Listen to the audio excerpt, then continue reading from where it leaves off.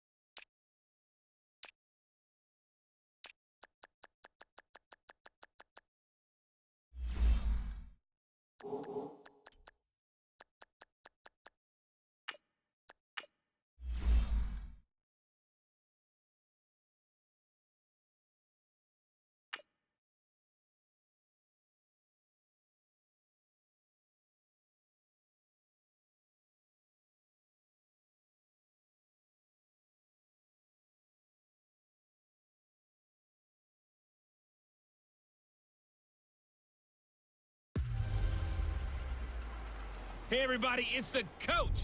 You're tuned in to Sunday Night Football on EA Sports. Straight ahead, we've got a great one on tap between the Tennessee Titans and the Pittsburgh Steelers. With that, we're off to Pittsburgh for the home opener. On the call, here are Brandon Godden and Charles Davis.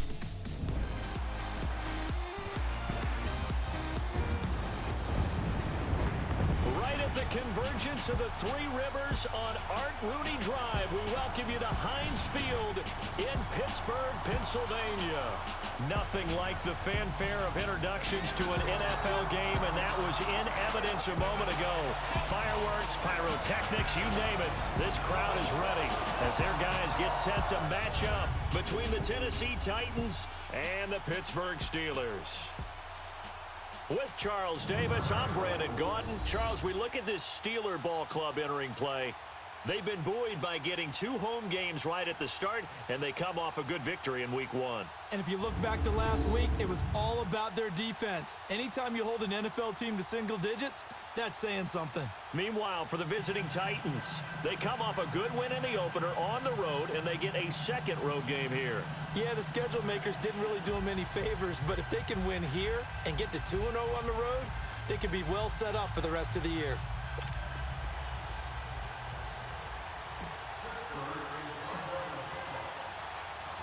Two teams here, each off to 1-0 starts as this one is underway on EA Sports. This fielded a few yards into the end zone. And no run back here. This will be a touchback, and it comes out to the 25-yard line. So out comes this offense to take over for the first time. And a glance here at their quarterback standing 6'3".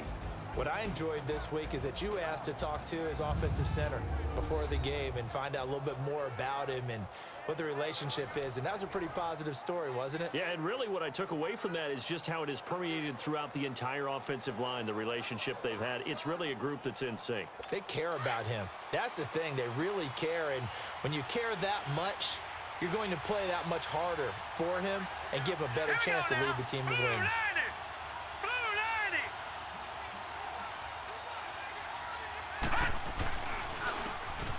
And they'll try the ground game here with the running back. These are his numbers from last week's contest.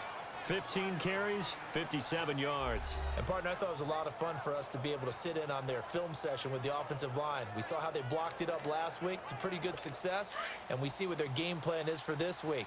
They expect that defensive front to be someone they can move. They tried a quick hitter inside, but that one was swallowed up because what they're hoping, those big defensive linemen will take the bait and move laterally and open up a crease that they can run through. Didn't happen on that play. Give him 3 yards, and now they're left needing a conversion here on 3rd and 6.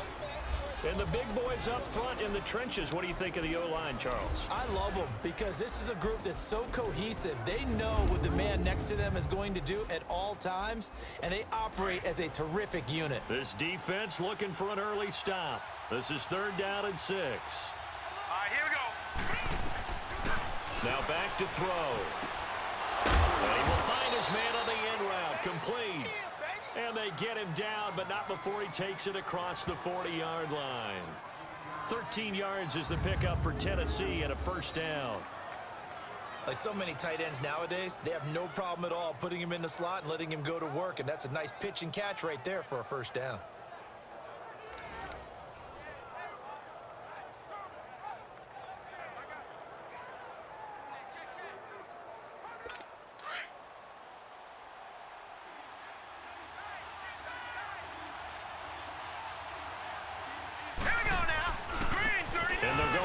Attack here. And he is going to be stopped cold behind the line of scrimmage.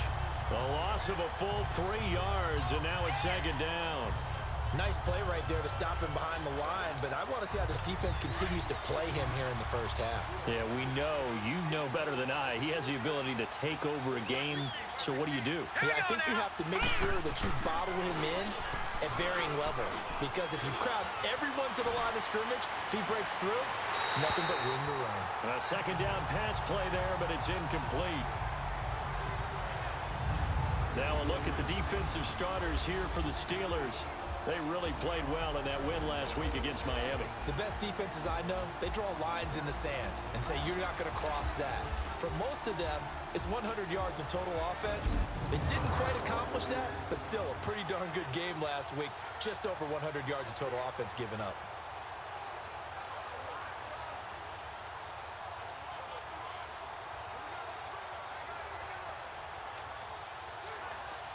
An incomplete pass on that last play, and that means they'll need to come up with something here on third down. All right, here we go. 3, 19. He'll look to throw. And this is going to be incomplete. Certainly looked like they were getting ready to convert there on third down, but what an effort to get his hand on that one, knock it away, and brings up a fourth down decision. He was called on 3 times in the win last week as his first one here's away. And that one hits a little too close to the goal line, and it continues into the end zone for a touchback. So here are the Steelers now to take over for the first time. And they'll be led out by the guy under center, Charles, their quarterback. And what I enjoyed in preparing for this game was talking not just with the coaching staff, but with him as well. And I found it interesting that the coaching staff sees him one way, and he sees himself an entirely different way. Yeah, one thing he said he's always working on, we know he's not bad at this, but his footwork, always wants to improve that, and that's something he's going to focus on here. And what was so funny, what the offensive coordinator said right off the top, he's got great footwork. Love his footwork. So this guy is never satisfied. Looking left side, it's complete. He's got it. And he's going to get this one across the 30-yard line. The numbers for him from a week ago. Now, you figure that he'll probably be a big factor in this one as well. No question about it, partner. We just saw it right there. They want to get him the ball in space and see what he can do after the catch. Partner, this is one of the best routes anyone can have in their offensive playbook. Tough to defend because you think it's a go route, and then he breaks it back on the comeback. There's one other thing you need as well. A well-thrown ball. Exactly right. You have a guy who has some precision in throwing the football because of the timing of the route. And he'll get this up to about the 40. It's a 6-yard pickup, and it gets him to 2nd and 4. When you enter the game as the AFC Player of the Week award winner, you expect runs like that and then some. It was fun to watch him in the opener last week in week 1. He was spectacular and hoping for more here in week 2. And that one got tipped, kind of threw everything off. It brings up 3rd.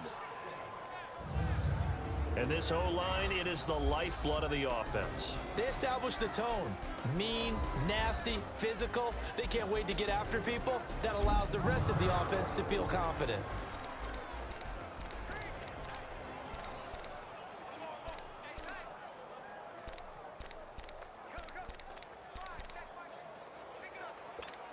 Now they face a 3rd down and 4 after that incompletion on 2nd down.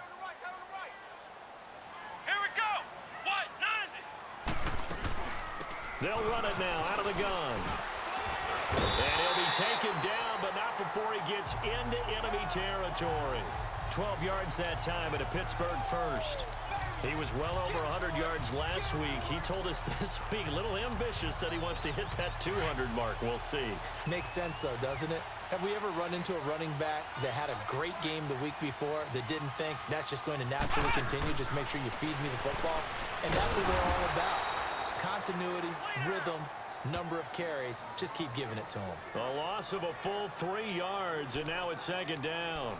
Well, that was a simple throw and catch, but even with that completion, 0 yards gained, so they're behind schedule on down and distance. I think they were hoping to get it to him. He could make a man or two miss, but that window closed quickly. Back to throw here. Looking right sideline, but it's incomplete. On the defensive side, here are the starters for Tennessee. They were very good in the win last week against Jacksonville. They held them to just 7 points, and in reviewing the game tape, I'm wondering how they got the 7. I actually wrote a note to myself. How did they even score? The way they were playing, absolutely dominating on their side of the ball.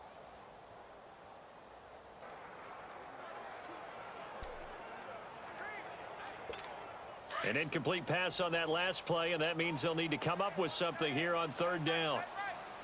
Come on, let's go! What? Back to throw.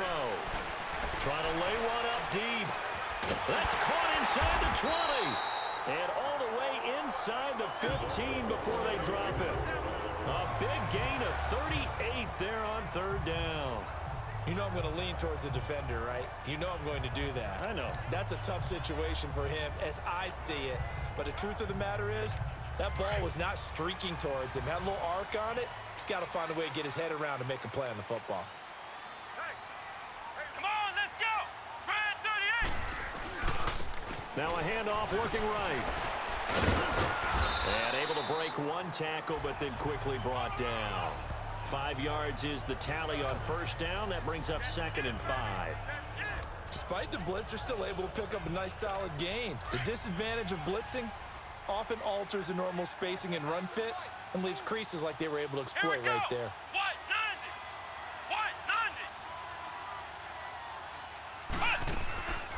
Now they'll throw here out of the gun. And nearly an interception here on their opening drive. But instead, third down. I'll put a check mark in the box where the defense coordinator was saying, how well can we stay with these receivers if we're in man coverage? Because he just did it on that one, forced the incompletion. That allowed him to get bolder with his pass rush, won't it? Absolutely frees up your guys elsewhere.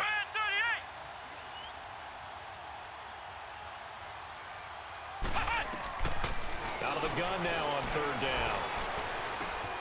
This will be caught at about the 5. And he will have the first down before he's brought down at the 3. It's a gain of 6 as they're able to convert, and now it's 1st and goal. That throw's not going to get them a whole lot, but that really didn't matter, did it? They got what they needed on that throw. Picked up the first down, and I'm going cliche here. Game of inches, partner. Absolutely. And you talked to me a lot about opening drives. Back with Charles Davis, Brandon Gaudin. It's Steeler football to begin quarter number 2, and they've got it here with a first down.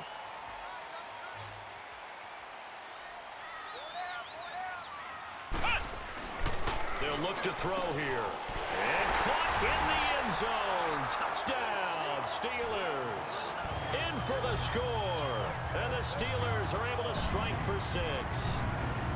Good start to the season for him. He had the touchdown last week in the opener and a second one in week 2 now. How about the pace he's already established, right?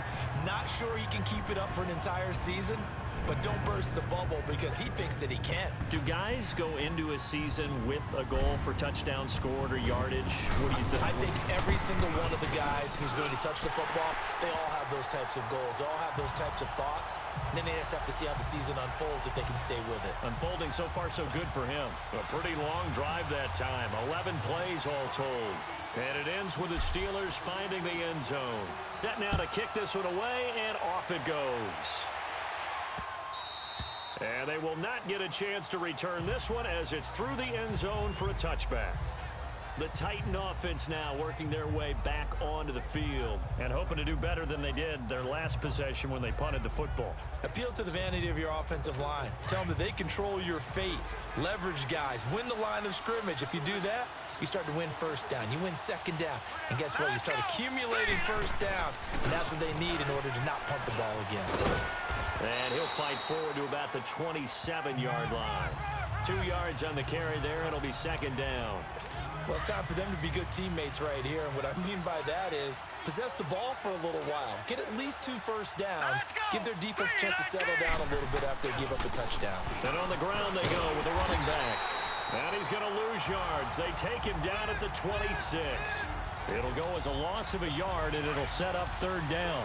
Some of these play calls, I think they're a little conservative, but you know me, because it's easy to sit up in this booth, right, and make all the calls and think I'm going to be correct. But I would like to see them open things up, because otherwise this defense is going to gang up on the run and shut them down. And he finds a man on the crossing route. That one goes for 24 yards.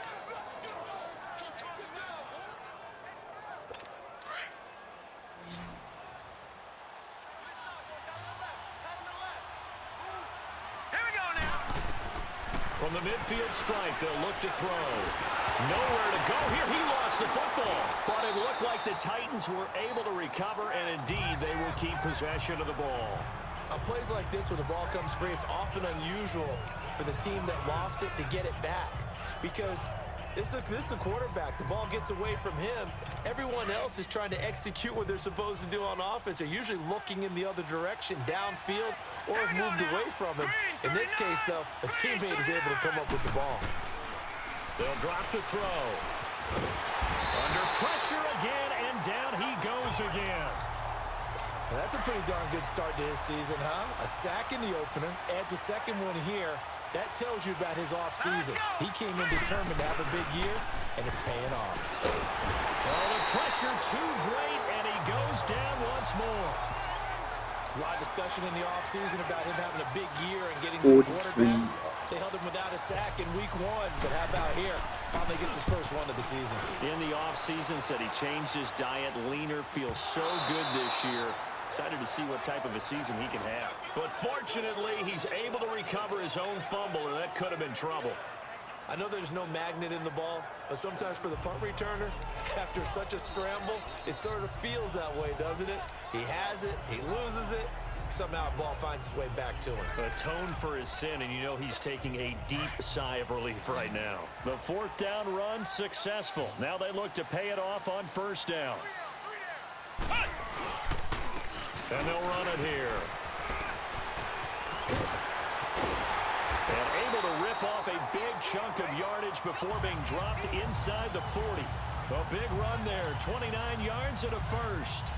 That outside handoff to the left, that play has to warm the heart of an offensive line coach because they controlled the left side where they were supposed to.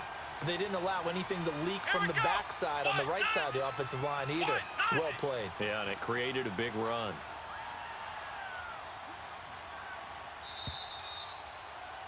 Two minutes to play here in the first half.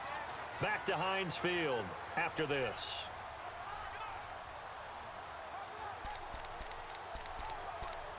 Coming up at the half, a reminder, we go back to Orlando to check in with Jonathan Coachman. He'll have a look back at our first half as well as a look ahead to what's coming up later this weekend. Now on 1st down, he'll drop to throw it.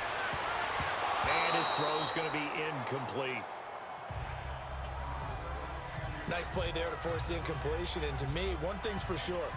When you're the underdogs and you're playing on the road, you absolutely have to get takeaways. You've got to get the ball from them. Yeah, win that turnover battle, going to be key. They didn't get one there, but you get the feeling they keep making plays like that, they might just get a few. Yeah, once you get one, defensive teams think they come in bunches. Come on, let's go! Back to throw now on 2nd and 10. And incomplete.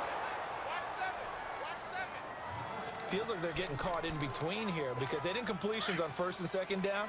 Now you got to worry a little bit about the clock because you prefer not to give them another shot here in the first half. But if you don't pick up the first down, guess what? You're likely going to have to. They'll set up to throw. And this time he's got the hook up. It's complete. And he's going to get this inside the 30. He's got his first catch here before halftime, and it goes for a 1st down.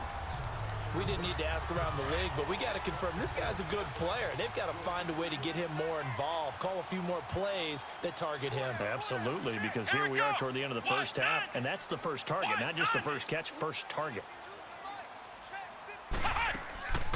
They'll run it now out of the gun. Give him a couple on the carry there, 2nd and 8. They tried a quick hitter inside, but that one was swallowed up because what they're hoping, those big defensive linemen will take the bait and move laterally and open up a crease that they can run through. Didn't happen on that play. Looking to throw. And incomplete there. A nice hit. Jars the ball free and brings up 3rd down. It's a lot of contact going on there, and in the end, unable to keep two hands on the football and bring it into his body. Everything looked pretty good until the finish. And the Steelers on 3rd down. A perfect 4 for 4 thus far. This is 3rd and 8. Let's go! Grand 38! Grand 38! They'll look to throw. Throwing middle, and it's It's complete. And the Titans going to signal for a timeout defensively as they get the stoppage with a little over 50 seconds to go in the first half. Now Jake Elliott for the field goal try. Right hash, 37-yard attempt. And Elliott puts this one through. And the lead moves to 10-zip. So that's a 7-play drive that ultimately stalls out there at the end. And things were a little leaky in the beginning on that drive, weren't they? But how about the front seven? As they got closer to their goal line, things stiffened a little bit, forced the field goal. The kickoff team on the field now as they will send this one away. And this will be a touchback as that sails over the end line. The Titans offense now, they get set to head back out here. They've had it twice. They've punted twice. Not the start they were hoping for. Not at all, and let's face it, every facility we visit, everyone talks about converting on third down, how big that is. In this situation, they've had to punt it away twice, so they're furiously going over things on the sidelines. What do we need to do to pick up a first down and change our momentum? Line of scrimmage, again the 25, 2nd and 10.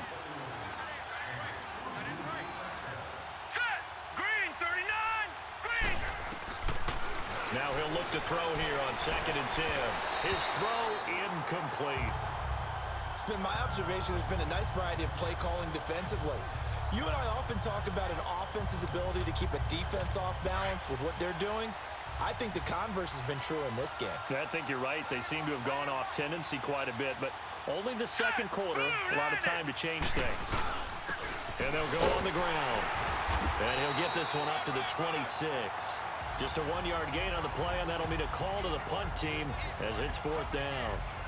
Doubling this guy has to be a priority before moving up to the next level because the big fella, he just ate that one alive, just stuffed it. In fact, before the game, he was talking to us, and he's like, hey, these pants make me look fat. And we said, nah, man, you're just a whole lot of guy. He is at well over 300 pounds. He's a big man. So we reach halftime here in the Steel City with the Steelers on top. As we'll send you down to Orlando, we check in with Jonathan Coachman for our EA Sports Halftime Report. Coach. All right, Brandon, thanks very much. We'll get back to you and Charles in a minute. But first, time to give the folks at home a look at what's going on around the NFL.